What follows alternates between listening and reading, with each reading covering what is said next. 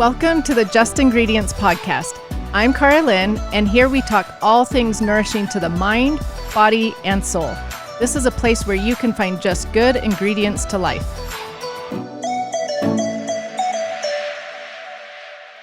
Welcome back to the show, everyone. Today I have Rob Herring, the director and producer of the award-winning film The Need to Grow.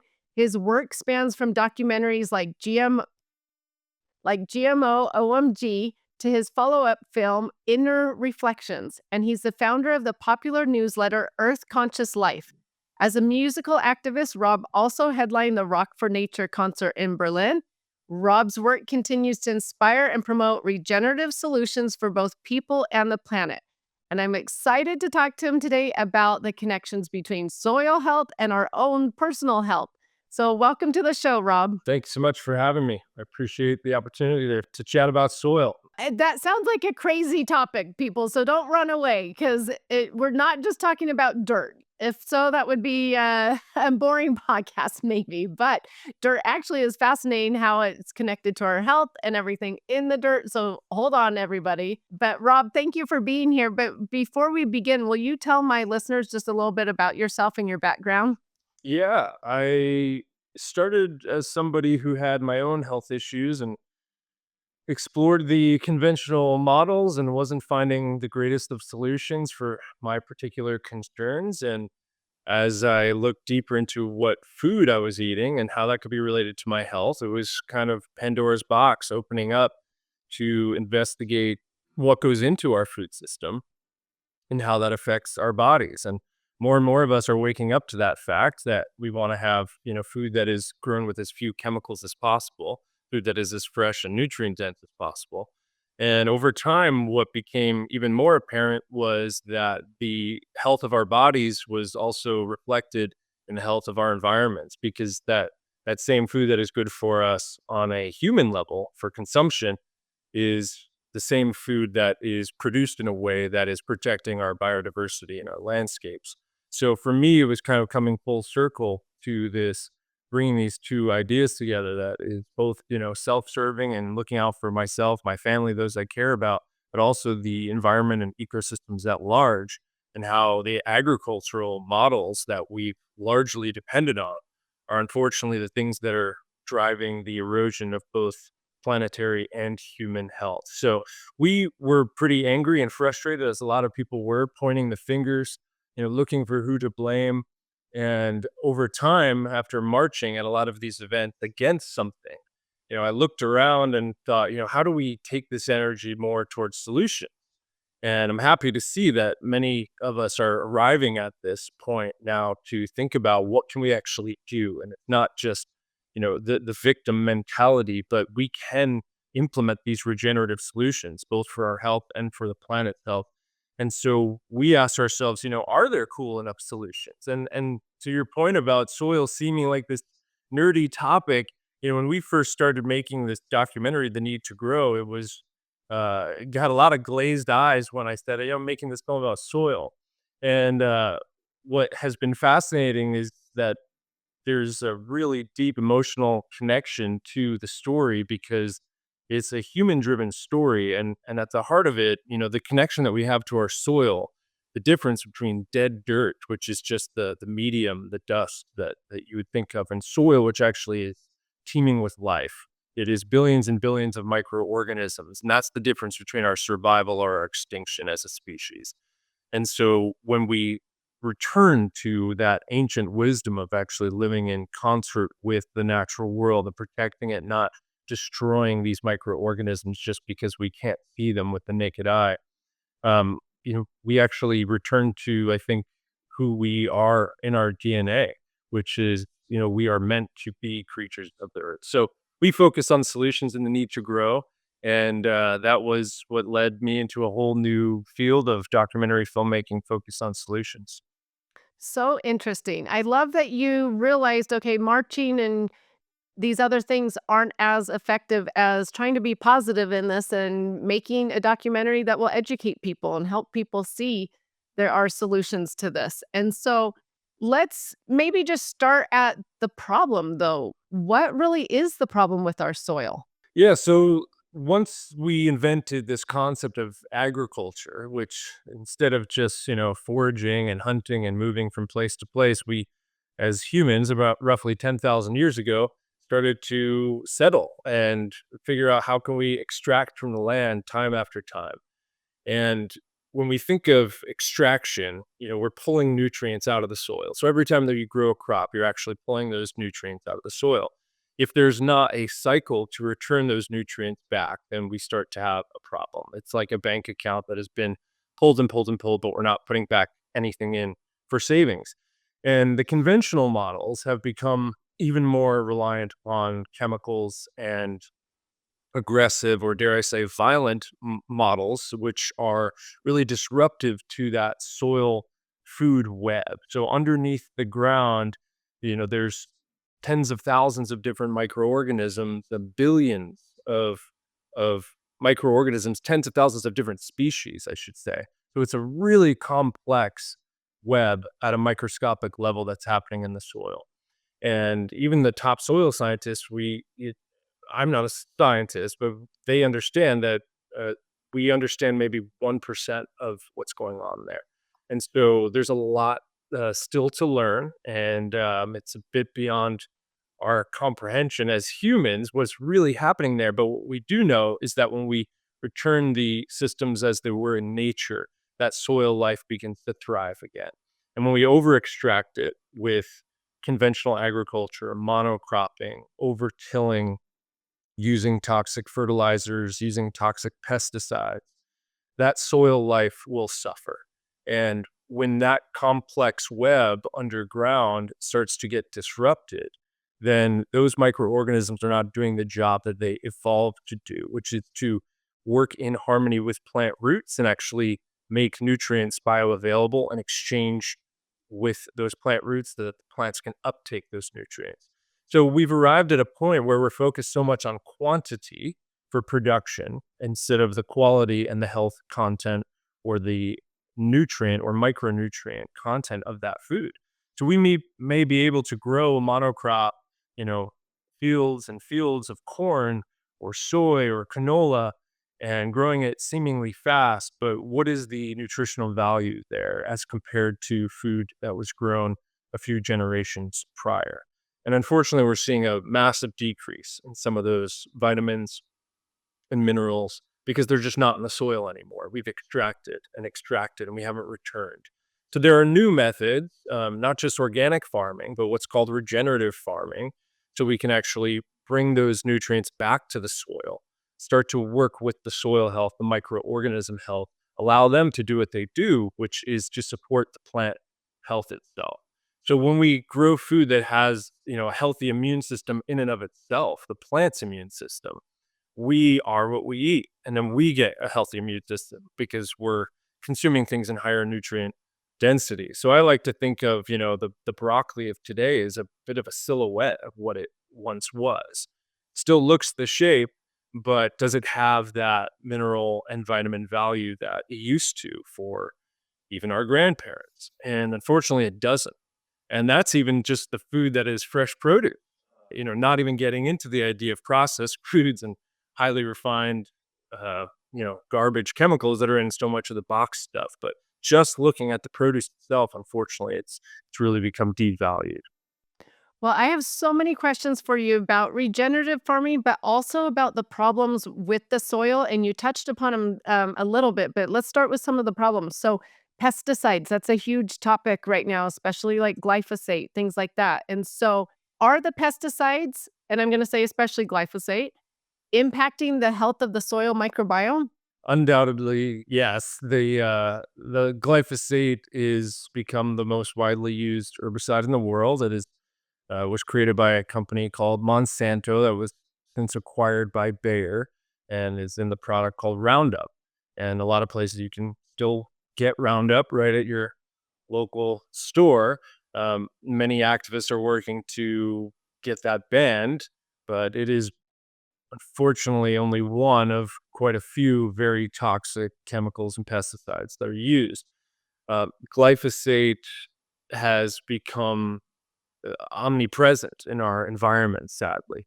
So, it shows up in rainwater, it shows up in the groundwater, of course, it shows up on foods that are grown organically that were not intentionally sprayed with Roundup just because it has infiltrated the environment. No, it will be a much, much lower degree in those organic foods. So, if you want to avoid glyphosate, which really at its core is anti-life, the concept of these herbicides is the way in which they're used in harmony with these genetically modified organisms or GMO crops.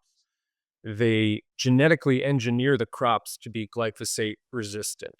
So the idea seems like a good one if you're just trying to grow as much food as possible. You have a plant that now can withstand being sprayed almost unlimited amounts of this toxic chemical that will kill everything else. So if your goal was to just grow that one crop and kill all the weeds, well, you've got a great formula for this. Spray it all, kills everything else, but the plant stands strong. Unfortunately, that chemical has high residue on those crops. And when we consume it, it is doing the same thing to our gut and our bodies that it is to the plant themselves. So that chemical has infiltrated into the water, into the rivers, into the oceans, and it is really anti-life. So there's a whole cascade of negative impacts. So we want to reduce our exposure to that. We want to vote with our dollar and not be purchasing from farms that are really relying on that. We want to be chatting with our farmers and trying to give them a nudge that there is an alternative. And a lot of farmers don't know that they're exposing themselves to a pretty dangerous chemical, as well as the wildlife and biodiversity in their region. It's crazy because we know it destroys the good bacteria in the soil microbiome. And so when a lot of us out there are trying to teach people don't consume foods with this, it's not good for the microbiome or the gut, there's the naysayers out there saying, oh, it's perfectly healthy for you. There's no problem. So don't we have the research showing that it can destroy the gut or the good bacteria at least?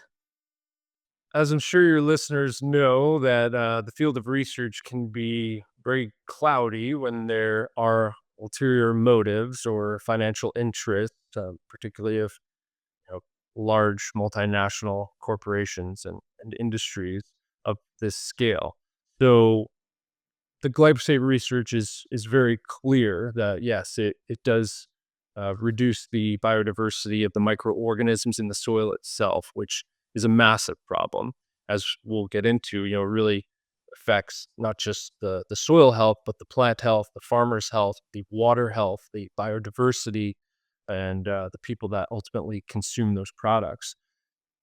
But beyond that, it has, high impact on our bodies. And yes, there are quite a few studies. It's mounting.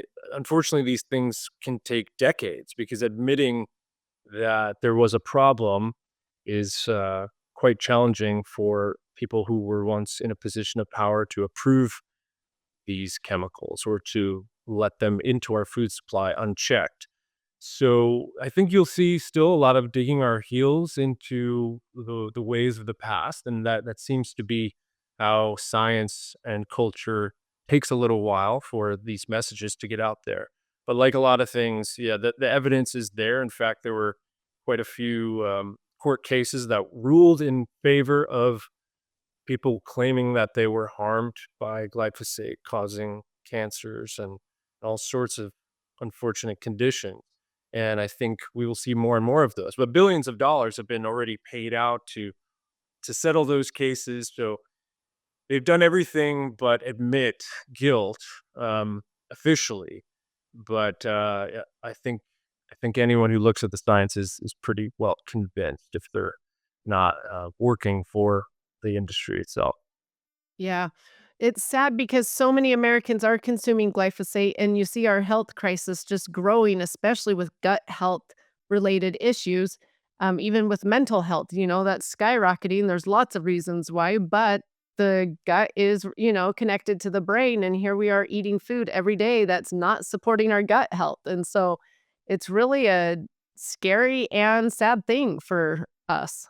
Yeah, I'd like to think of our gut as the mirror of the soil, and the microbiome that we have inside of our bodies is kind of the microbiome that the earth has in this, thin layer of topsoil, which is fragile. It is fragile microbes that do all sorts of regulation that, again, we understand some of it, but it continues to amaze us that the connection of our microbiome health is so critical to our overall health.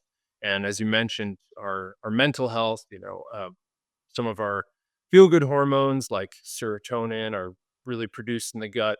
And we're almost dropping a nuke in there when we take things like antibiotics, but also glyphosate in and of itself effectively acts that way by disrupting or killing some of those microbes. So when we strip that, it's kind of like what we're doing to our soils at large. We're at a point right now where it's estimated 50% of the world's soils have been destroyed or eroded in just the last 150 years. And that's virtually all due to chemical intensive agriculture. So these are really models based around death and extraction, and they're not actually life enhancing. And when we want to have health on a large scale in our ecosystem to protect them, that will trickle down to us. And so we want to be looking at things that are increasing biodiversity, not reducing them. And so the whole model is based on almost a surgical approach of growing the one thing and eliminating everything else on the field. We don't want any of those bugs. We don't want any weeds. But really, when you grow in harmony with nature using methods like regenerative agriculture, you actually increase the plant's immune system itself so it has a greater resistance to things like pests and weeds without needing those chemicals.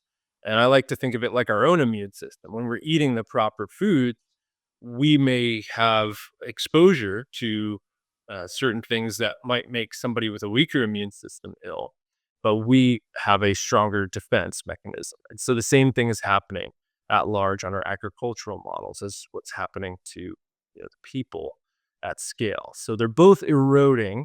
And just like our guts, it's kind of like our gut is becoming from alive, healthy soil to unfortunately dead dirt. And that makes us more susceptible to collapse. I like those comparisons and how you analyze those both together. So before we move on with glyphosate, I just want to touch upon one thing.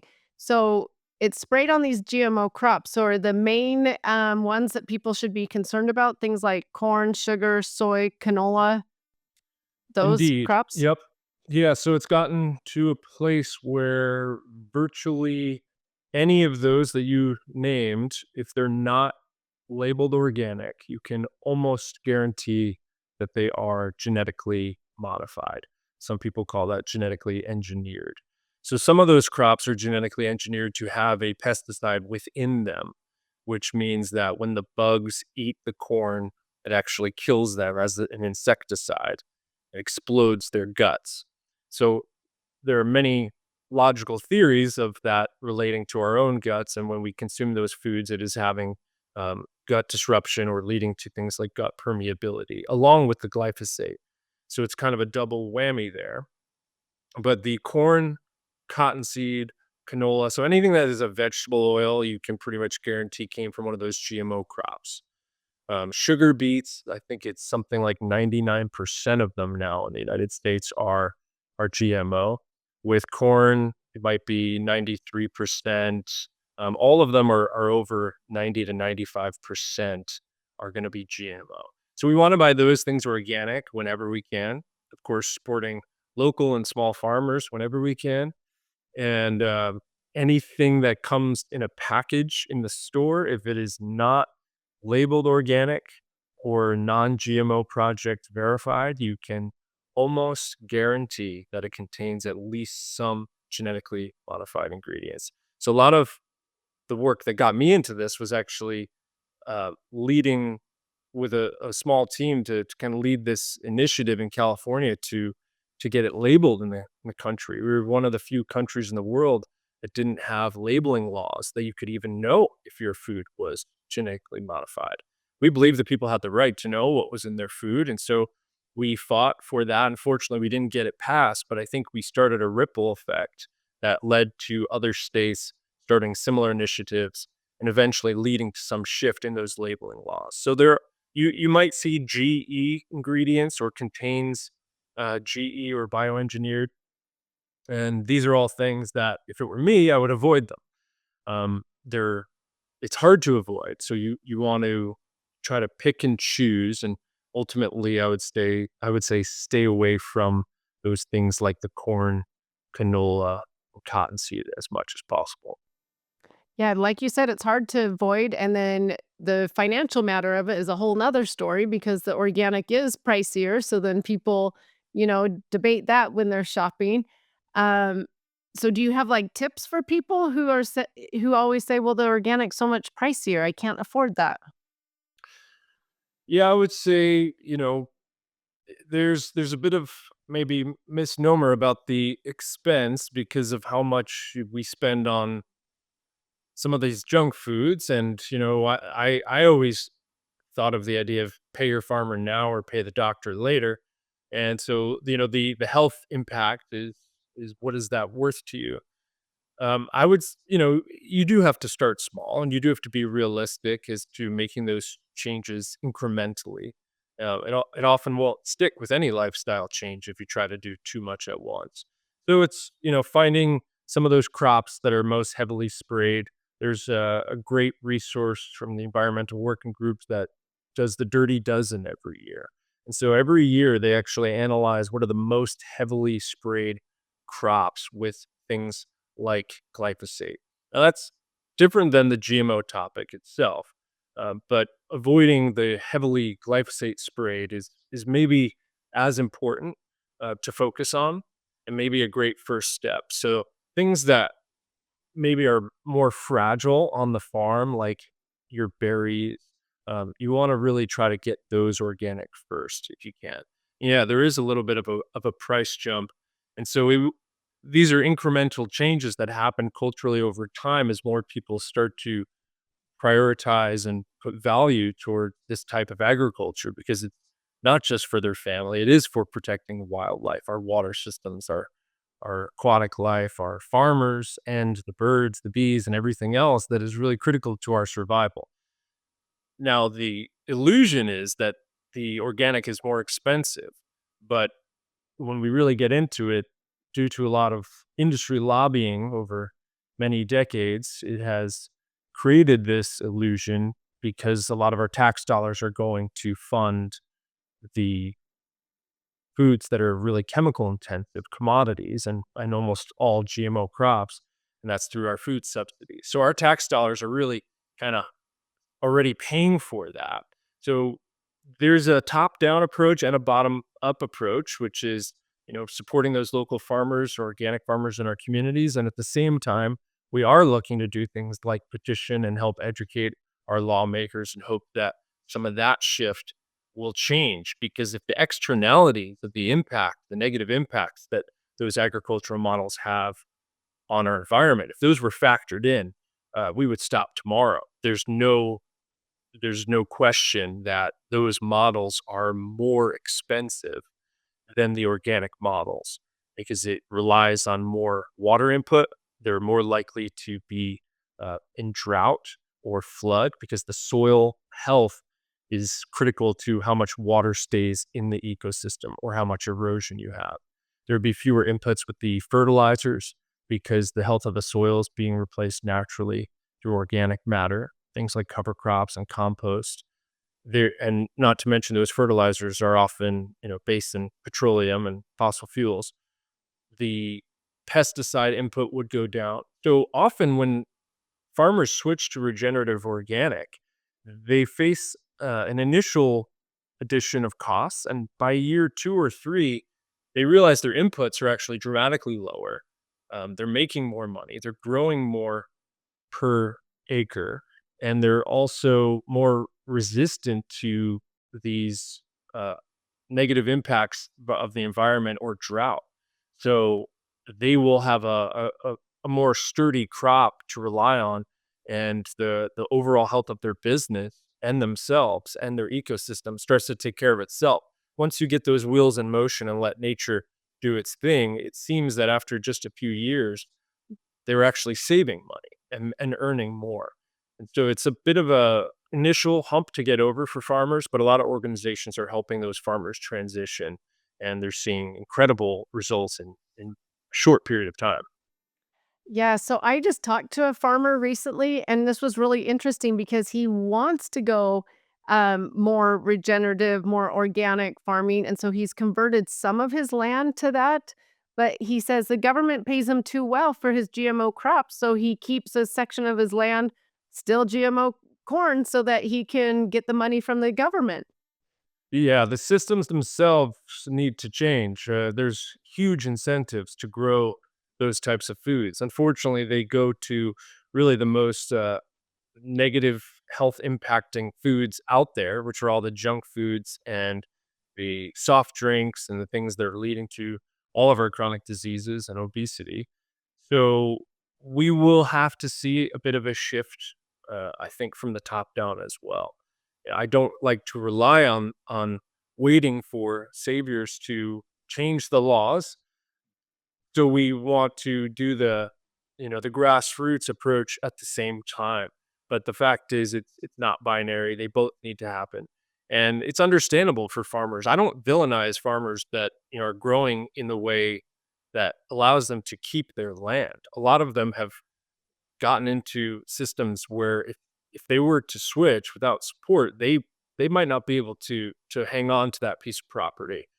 And there's some pretty insidious tactics in the industry as well, using genetically modified crops, which are patented, which is a massive mistake, in my opinion, to allow life to be patented at all. So you have this sort of paradox where the industry says they're not very different. They're the same.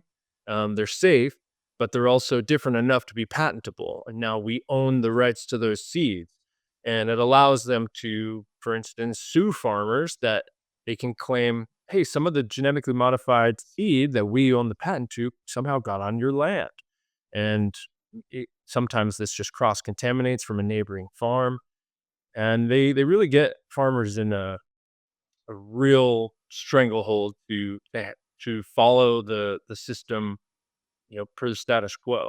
So it can be really challenging, and they do need support. And I'm grateful to a lot of organizations like Kiss the Ground and Farmers Footprint who are helping farmers to transition to those healthier methods for themselves, the people, the wildlife, and the planet. The farmers are in a really hard situation because for some, it's not a lucrative business. They're just barely making it, and so to convert to regenerative is pricey. So, like you said, I'm grateful for these organizations that are helping as well. And I think, well, we know regenerative and organic farming is becoming a trendier thing. That's what people are looking for. People are being educated about their health and taking care of their own health, and that there's no one else out there that's going to take care of their health but them. So let's just talk about regenerative farming because it is a buzzword. So maybe some people don't really know exactly what that entails. So, what is regenerative farming? Yeah, so the first step for people often is just organic farming, and that means that there are things that are not used. So to be certified organic means that we're not adding these toxic pesticides, herbicides, fungicides. That's a great step one because it's not poisoning the land and it's not poisoning the consumer or the farmers. Beyond that, at the end of the year, even a organic farm could still be losing soil life, those microorganisms that we talked about. Those could still be depleting because organic just means there are things that are not there. We're not adding those poisons. So we take it one step further to regenerative, which means that we're trying to regenerate that soil, to improve that soil life, to increase the density of those microorganisms in every handful of soil on the farm. And there are a few methods to do that. Some involve animals and rotational grazing in ways that the landscape co evolved with some of these bigger species like cows or bison. Some of it involves things like crop rotation, which means that you're not just extracting the same crop from the same spot over and over and over. By rotating the crop to a different crop in that area, there's a couple benefits because it disrupts the patterns of pests and weeds and doesn't pull the same nutrients. You can help to restore the soil and give the soil a chance to replenish and rest. There's something called cover cropping, which means that we're ultimately never trying to have bare soil, because in nature, you would always have life on the soil when things are thriving. Something is growing. And what that does is it protects the soil from the intensity of the heat or the elements. So it can be helpful in heat, but also in cold to protect the health of those microorganisms. So some people, even in their gardens, might know that, covering it up a little bit in the winter with something like a mulch or hay or leaves is protecting that fragile soil life. And also that allows there to be soil food. So as those cover crops start to decompose, then through process like composting, and the microorganisms are replenished and we're restoring some nutrients back into the soil. So we should never really have bare soil. And all of these things are also keeping carbon in the soil. When we till, which is something you ideally are not doing very much of or at all in regenerative farming, and they can call it no-till farming. The conventional model is ripping up the soil every season. And, we see this idea and think that it's just, the way to do it. We see the tractor go through and plows and billows up the soil. But what you're doing there is you're actually ripping apart these webs of microorganisms that are underneath. So the complexity of those systems is starting over, just ripping up these communities. So in healthy soil, you've got a lot of opportunity for that life to thrive. And that's the idea is regenerative soil at the end of the year should be building more soil, building more topsoil instead of depleting it. So we can purchase from farmers that are doing that and therefore actually increase the health and immune system of the farm and the planet at large, and therefore it'll grow more nutrient dense food out of those fields. Let's take a quick break to hear from our show sponsor. When it comes to nutrition supplements for women during the journey of motherhood, one brand stands above the rest. It's Needed, and here's why. Pregnancy and postpartum are some of the most demanding times in a woman's life. Your health and your baby's health, both now and for years to come, depend upon your nutrition. With thousands of options out there, how do you know which is the best? Over 6,000 practitioners overwhelmingly recommend Needed's perinatal and women's health supplements. Needed is the #1 nutrition brand trusted by women's health experts, from nutritionists to midwives, functional medicine doctors, and OBGYNs. What sets Needed apart? Their prenatal multi comes in easy-to-take capsules and a delicious vanilla powder, perfect for nauseous moms or those tired of pills. They offer premium supplements for every stage, from egg quality support for those trying to conceive to lactation support for breastfeeding moms, and stress and sleep support for all women, including those in perimenopause or menopause. On the journey to motherhood, there's so much you can't control, but nutrition is one thing you can. You deserve to thrive, not just survive. Head over to thisisneeded.com and use code JIPodcast for an exclusive 20% off your first month of Needed products. Now back to the show. It's interesting. I went to Ireland a few months ago and we were talking to farmers out there because we were talking to them about grass-fed whey that we're getting for our protein powder. And so we went and visited a bunch of farms, and they would tell us how they took care of their farms. And it was letting the cows graze on different portions of the land for a different amount of time. And their manure, was the fertilizer and things like that. And so I said to them, well, this just sounds like regenerative farming. And one farmer laughed so hard and he's like, yeah, here in Ireland, we just call it farming. And I was like, oh, only in America, huh? And anyway, but talking to him, it seemed like there are some simple practices that farms can do for regenerative farming, but yet they still don't do them. Yeah, I love that the way that you put that, because it's funny that we have to take on the burden of the label for things like organic or regenerative, as opposed to the conventional model should be called chemical food or chemical agriculture. Um, and it is the way that our ancestors did it before invention and adoption of all of these chemicals and intensive models. So, there are simple ways that you can start if you were a farmer or a gardener, which is just increasing the organic matter. Or for consumers, the way that we can participate in this in some capacity is looking at our food that we buy, and instead of throwing out that organic material, meaning the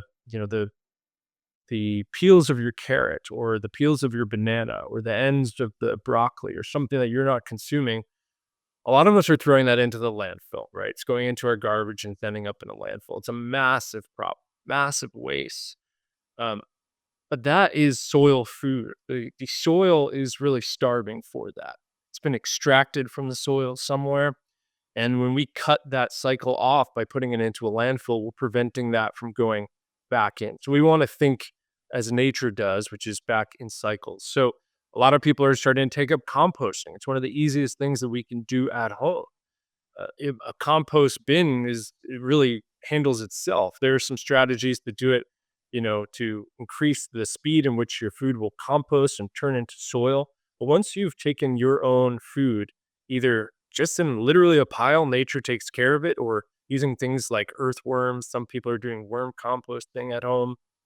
When you watch your food scraps turn into rich, healthy soil that first time, I mean, it'll change your whole perspective on nature and our food system, because it's almost criminal that we're throwing out that organic material. So I would highly recommend that's a great starting step for people.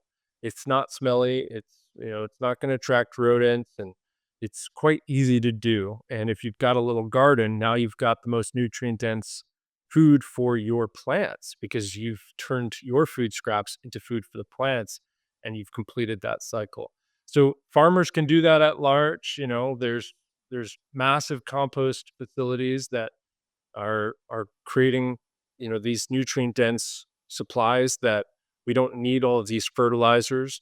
Unfortunately, the model in conventional has been focusing on nitrogen, phosphorus, and potassium, or NPK, and those are often chemically derived and isolated nutrients. So the chemical approach to agriculture was, hey, when we put in those three compounds, the plants seem to love it, right? They'll really grow, but they're not getting all of the micronutrients, the phytonutrients that are really critical to our health when we consume it. So, when we return to those natural practices, we're trying to think of cycling and recycling our food. People think of recycling the plastic bottle, but our food is really way more important in many ways to recycle, because our agricultural lands are starving for that organic matter. Okay, I have a couple questions for you. So, really quick on composting, because we just had this conversation the other night with some family members.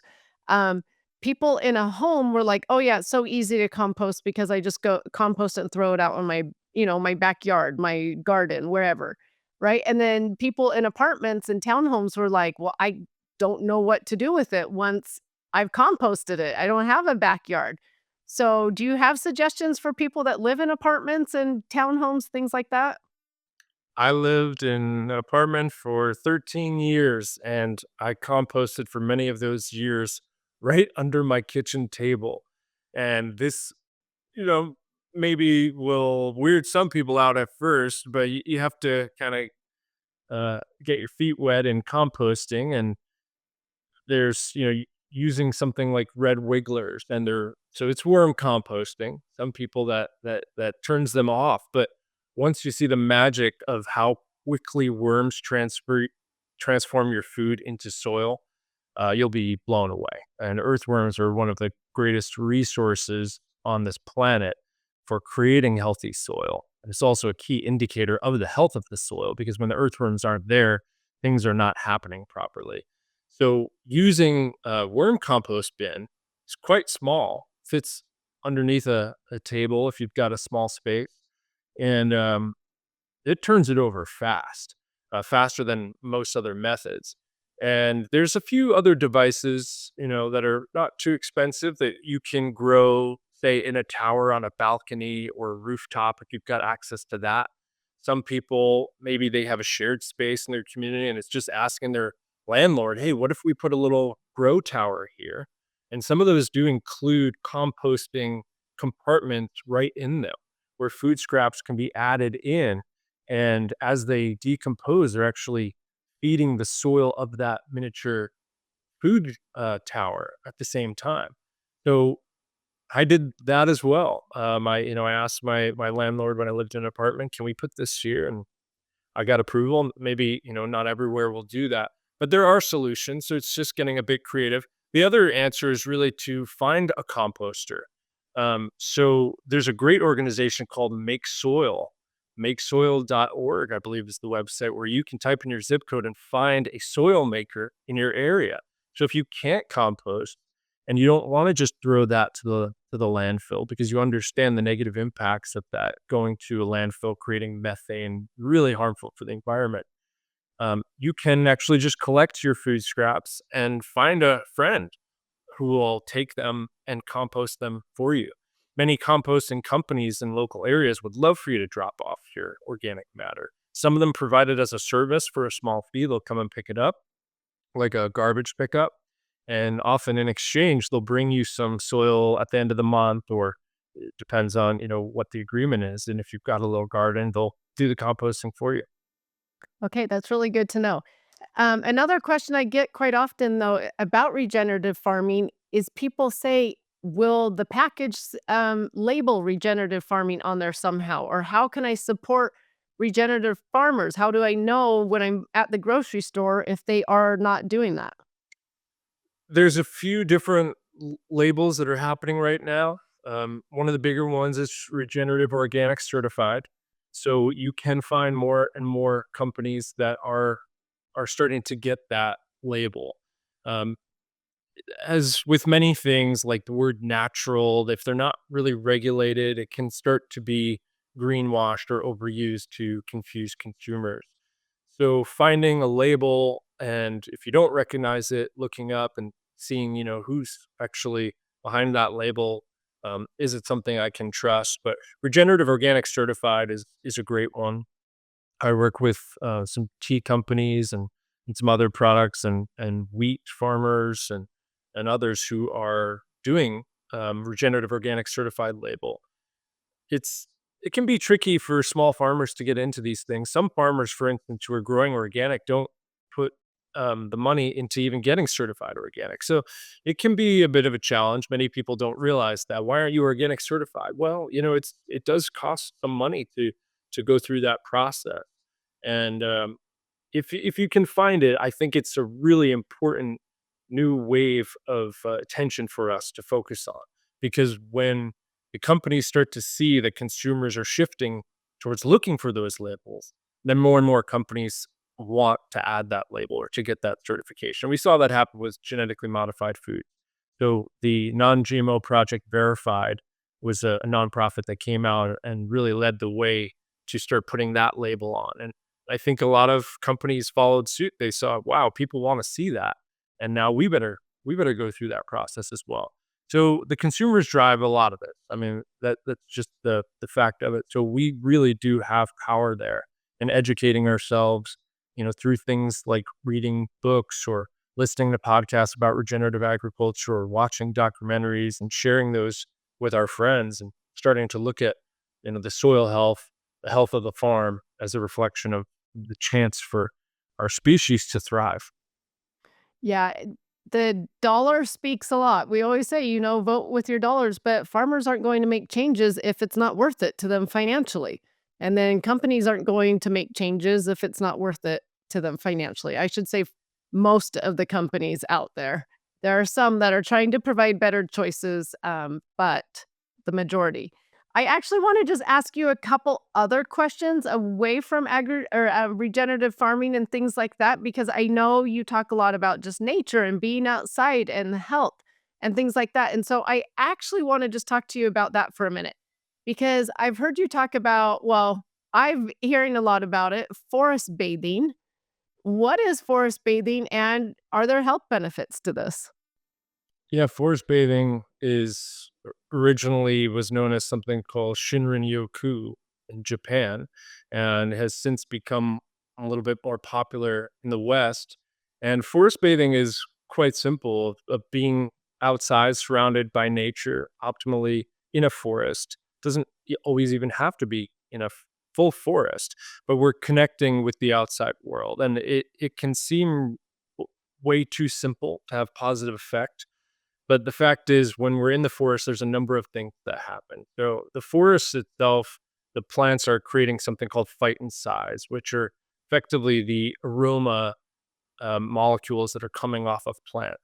So similar to aromatherapy, which has benefits by these molecules entering our nasal passage and getting into our blood and having, calming or stress reducing or mental health, or it can be invigorating. In the forest, we're seeing similar benefits in terms of reducing heart rate issues, lowering blood pressure, lowering our stress. And so there's quite a bit of science that is mounting now that shows repeatable studies impact just by being out in nature. One great study, for just 2 hours, the subjects were out forest bathing, and there's something called our natural killer cells of our immune system that are really anti cancer. And the boost in natural killer cells was massive. And what was so profound was it didn't just happen for that one day after the forest bathing session. Weeks later, after just that one session, patients were still seeing an increase in that immune response. So being in nature, forest bathing is, one of many benefits, along with grounding and the negative ions, of course, just getting fresh air. But there's mental health benefits, and a lot of people, I think, are finding solace in the forest and returning to nature as a way of returning to who we are, because we evolved in these landscapes. And most of us are spending over 90% of our time indoors, which there's a number of problems with that, breathing in the chemical compounds, the volatile compounds from our furnitures and our paint and our sofas. So we want to open our windows as much as possible, something as simple as that, to breathe in that fresh air. But we want to get outside. I'd say, 30 minutes a week at minimum, which for some people, unfortunately, they're still not doing. But really, the improvements go up from there. That's an incredible study. Do you think that maybe some of our health crisis and mental health issues today are because we're disconnected from nature and we're not outside as much as we should? I think there's a massive connection to removal from what we evolved to be, what we evolved as humans to interact with. We weren't evolved to be inside all day, in surrounded by four walls. There are numerous reasons why being outside are beneficial. So there's things like grounding, which are improving our electrical connection by just touching the earth. We're flooding our bodies with free electrons, which also has immune support. It can improve our blood flow. Um, we are getting negative ions when we're out by moving water. We are seeing natural light when we're outside. So when we can watch things like the sunrise or the sunset, we're getting a certain spectrum of light that most of us just haven't seen maybe in years. We're so consumed by blue light and screens and indoor artificial lighting that it is massively disruptive to our circadian rhythm in our bodies.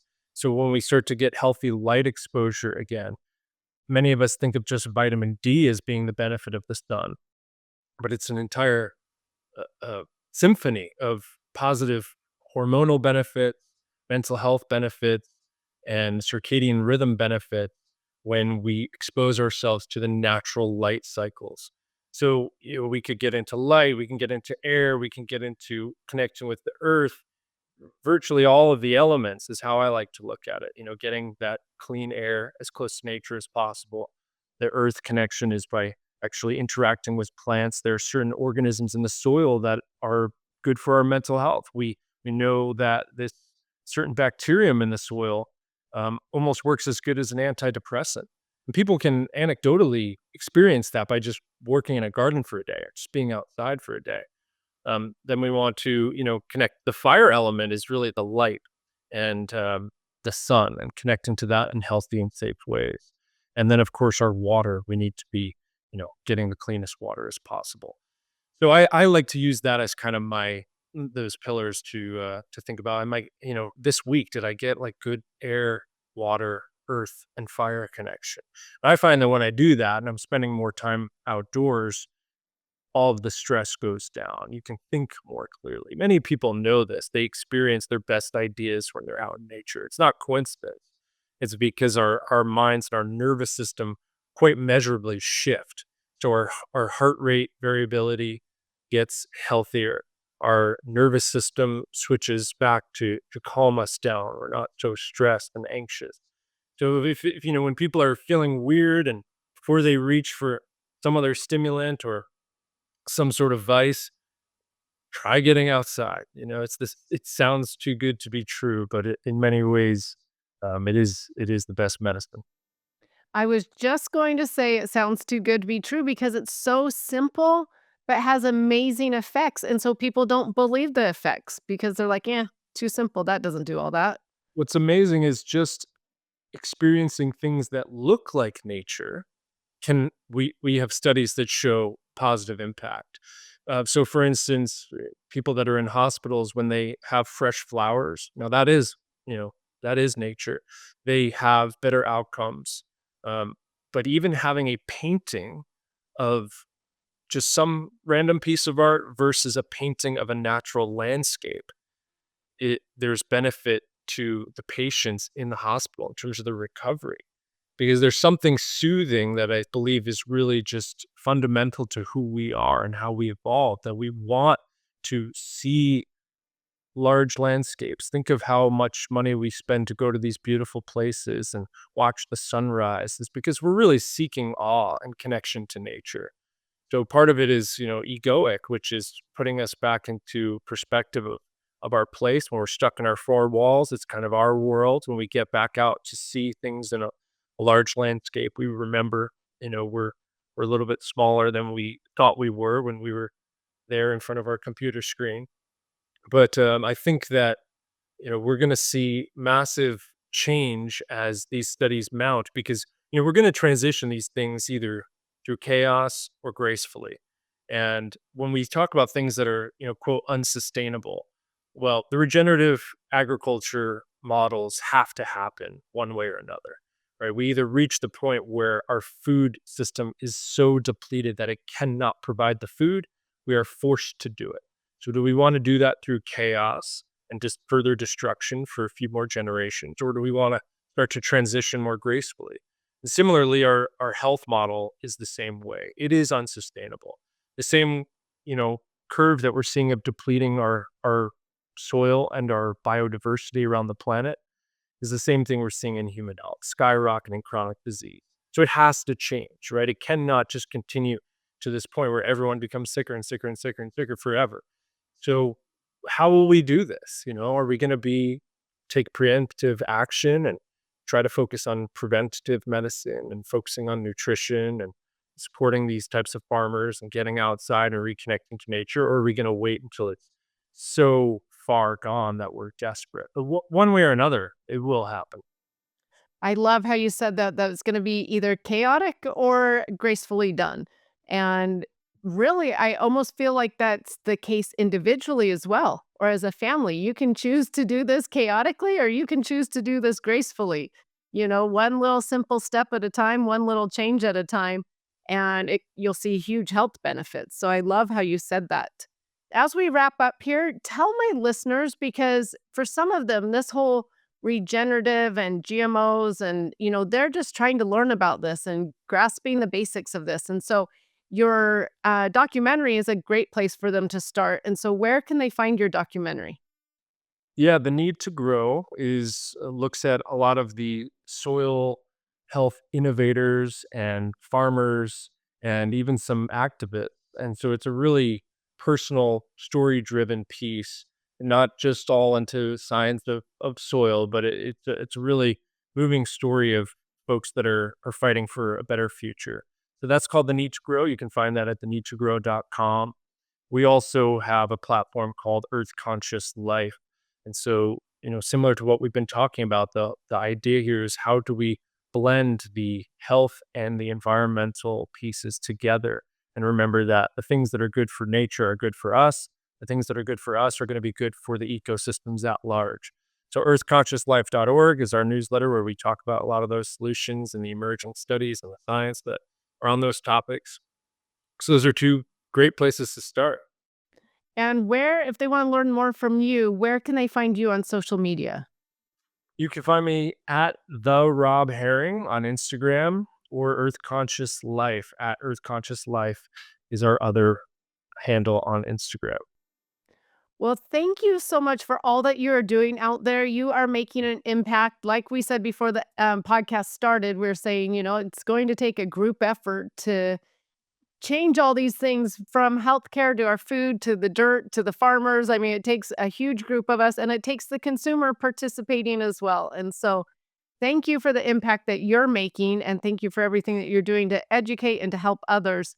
I always end my podcast, you may or may not know this, with asking the guests what they have found to be the best ingredient in life. And so what would you say it is? For me, the best ingredient has been curiosity. And every time that I think I know the answer, to still be open minded enough to be curious to learn more, lean into that nuance and say, well, what don't I know? And there's so much that we don't know that we don't even know. And so I think as we're, curious creatures and always open to learning, changing our minds, hearing new perspectives, that has always been the key for me in both relationships, but my own evolution, I think, as a person. So stay curious and keep learning. I love that so much because especially as consumers, as we're trying to learn how to best take care of our bodies and our health, you need curiosity because you need to be like, well, why doesn't this person, like this certain thing? Or why does this person say we should do this? And so it takes that curious mind to figure it out for yourself, to figure out what's best. So I love that suggestion. Thank you again so much for taking the time to be here today. We've learned a ton. We've barely touched the surface, though, on this topic. And so, listeners, go follow him, go watch the documentary for more, because, like I said, this was a very basic conversation as to what is out there. So, again, thank you, Rob, for being here. Grateful for the opportunity and for the listeners who want to dive into this topic and start applying some solutions to, themselves, their families, and the planet at large. So thank you so much for having me.